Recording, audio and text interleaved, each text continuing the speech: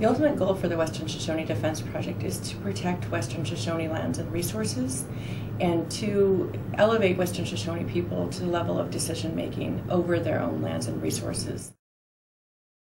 I have what I call my wheel of strategies, and so I have a center point, which is what do the people want?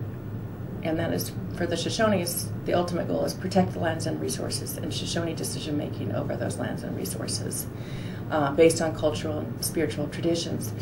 And so around that center, I have all our different strategies, which of course, you've got UN forums, you've got the regional inter-American forums, you've got domestic litigation, you've got media, you've got corporate relations, you've got community outreach and education, like what we're doing here and what NYU is doing through their Be Heard project. You have all of these different strategies, and to make sure that they're all centered on the same end goal.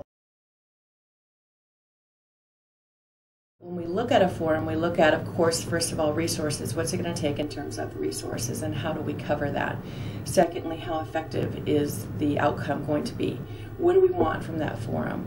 With CERD, can we get an urgent action decision? And when I say CERD, that's the Committee on the Elimination of Racial Discrimination. But we have two options there. We can either get recommendations through their overall periodic review, or we can get urgent action decision, which is much more specific and which we could use directly in terms of our corporate accountability strategies. And so that's also a decision, is what, if we can get something out of this forum, can we use it in other forums? So effective not only in, will we get something, will we get a letter, will we get a decision, will we get a specific recommendation, what will be the follow-up, how do we use it, but then also how do we play it into our other strategies.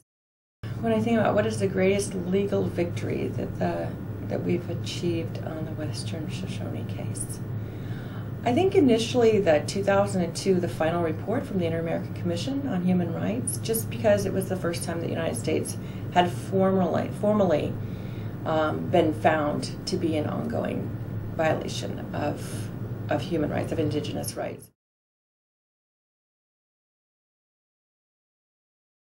Be in contact with the communities, with the people that you're working for. One of the mistakes that I've seen, and actually where it can sometimes cause more problems than help, is when organizations are speaking on issues and they're either not directly involved, they're taking second and third hand information, or they've never even met with the communities that they're writing about, that they're going to international forums and advocating certain language to be used.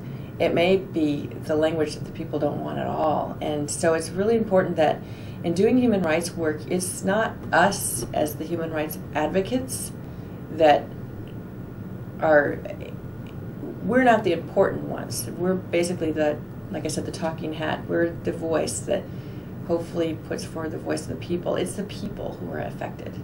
And this is something that's been forgotten by a lot of the large human rights organizations. And we need to take that from a top down and start from a grassroots again. And that's what I see. And that's why I believe that the Western Shoshone have achieved the types of legal and human rights victories that they have.